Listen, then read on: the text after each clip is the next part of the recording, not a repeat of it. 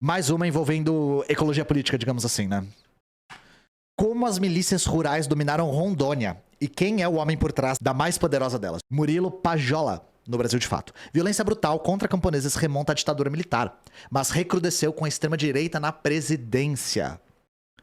Polícia Militar ao fundo barra a entrada de camponeses em acampamentos sem terra. Aqui, ó, a polícia. De um lado, 16 mil famílias de trabalhadores e sem terra, organizados em luta pela reforma agrária há 3 décadas. De outro, uma milícia rural, formada por jagunços e policiais com orçamento de 450 milhões e sob o comando do maior grileiro de terras públicas da história da região. Esses são os dois lados da guerra desproporcional no campo em Rondônia, onde os corpos de lideranças camponesas se acumulam sobre complacência das famílias mais tradicionais da política e do judiciário. A origem dos conflitos está na concentração fundiária promovida pela ditadura militar, que deu a apoiadores ricos do regime autorização para ocupar grandes porções de terra no estado. A chegada ao poder de Jair Bolsonaro, que chamou Sem Terra de grupo terrorista, empoderou as milícias rurais e os latifundiários por trás delas. Em 17 de novembro, uma operação da Polícia Federal desarticulou uma milícia rural composta por policiais civis e militares, envolvida em grande parte dos assassinatos de lideranças sem terra em Rondônia.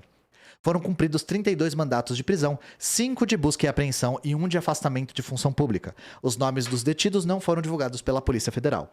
A operação da Polícia Federal deflagrada nesse mês confirma as denúncias feitas por movimentos populares do campo, que prevêem um período de relativa diminuição da violência, pelo menos até a milícia se organizar novamente.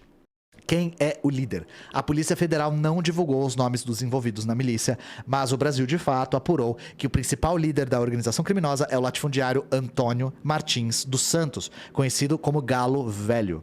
Segundo a PF, ele seria líder de um esquema de invasão e grilagem de terras públicas com uso frequente de pistolagem.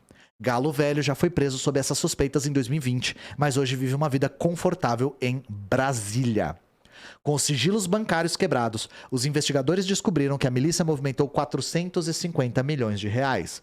O valor é quase 30 vezes maior do que o orçamento da Polícia Militar em Rondônia para 2022. A quantia espantou até mesmo quem acompanha de perto as ações violentas da milícia.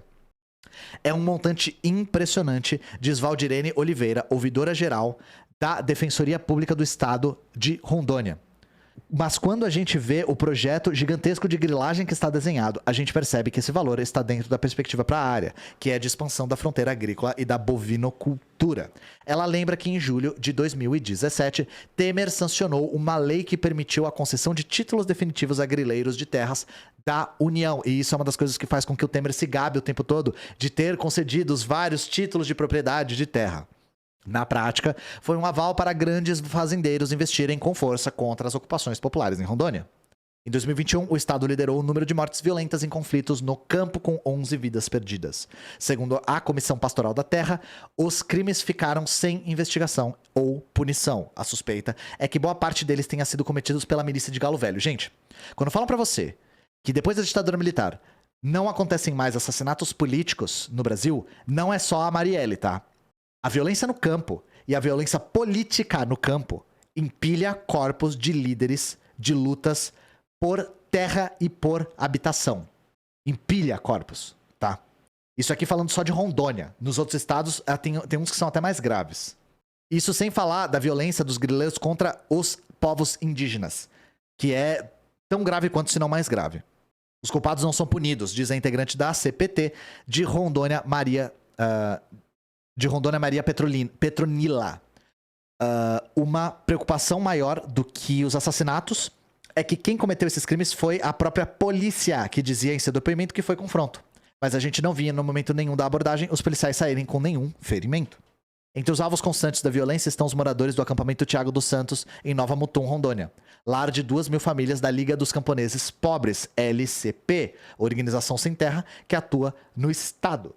O acampamento está dentro de uma das áreas griladas por Galo Velho, dono de uma fazenda com tamanho equivalente a 2 vezes a cidade de Porto Velho, Rondônia. A LCP, inclusive, é uma organização revolucionária, caso vocês não saibam. A ameaça de Bolsonaro precedeu o massacre de camponeses. Em 7 de maio de 2021, Bolsonaro esteve em Rondônia para inaugurar uma ponte que conecta o estado do Acre. O mandatário fez uma ameaça que cumpriria meses depois, com a ajuda da Força Nacional de Segurança Pública. A LCP, se prepare. Não vai ficar de graça o que vocês estão fazendo. Não tem espaço aqui para esse grupo terrorista. Nós temos meio de fazê-los entrar no eixo e respeitar a lei.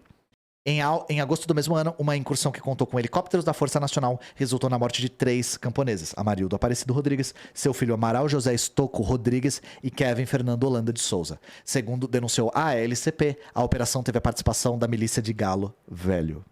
Em Rondônia, há 20 pessoas ameaçadas de morte por integrantes das polícias e milícias, segundo a CPT.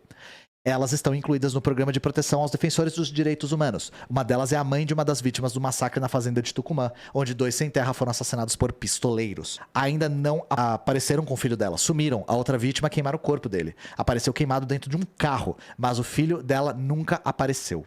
A Ouvidoria Geral da Defensoria Pública de Rondônia diz que a origem do conflito está nas concessões das terras dadas pela ditadura militar de 64. As famílias ricas do Sul e Sudeste eram famílias apoiadoras do regime, acrescenta Valdirene. Esses latifundiários, que deram apoio político à ditadura, foram autorizados a usar a terra dentro de uma lógica de colonização da Amazônia, desde que promovessem o desenvolvimento da região. O que praticamente não aconteceu. As famílias envolviam políticos e magistrados, conta a ouvidoria da DPE. Ao especular economicamente com esses territórios e mantê-los sem atividades produtivas, os concessionários dos imóveis rurais descumpriram cláusulas dos contratos celebrados com a União. Mesmo assim, nunca foram penalizados e continuaram com a posse das terras, porque no Brasil, a propriedade privada vale mais do que a vida humana. A partir do fim da ditadura, movimentos populares, incluindo o MST, promoveram a ocupação das terras públicas improdutivas, com o objetivo de destiná-las à reforma agrária. Em resposta, os latifundiários passaram à ofensiva e deram início a um ciclo de violência no campo que perdura até hoje.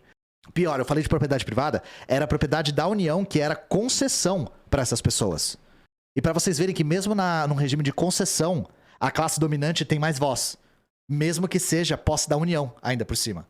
E aí no governo Temer, com essa putaria de concessão de títulos, né, de propriedade, aí tá se gestando, que foi muito, inclusive, avançado no governo Bolsonaro, a privatização desse espaço. A União tá abrindo mão da posse das terras nessa fronteira. Só as milícias estão armadas? Não existe guerrilha que defende esses camponeses? Hoje não, Abin. Bela tentativa. Eu achei criativa a sua tentativa. Eu tava com a guarda baixa, a gente tava falando aqui de luta no campo, mas hoje não, hein? Hoje não. Assim, ó. Só vou dizer, tu fala o quê? Tu fala pra você mesmo, hoje não. Hoje eu vou resistir. Aí tu segura, tu respira, tu tranca aqui, ó. Gura! Aqui, ó, às 5h51 da tarde. Hoje não.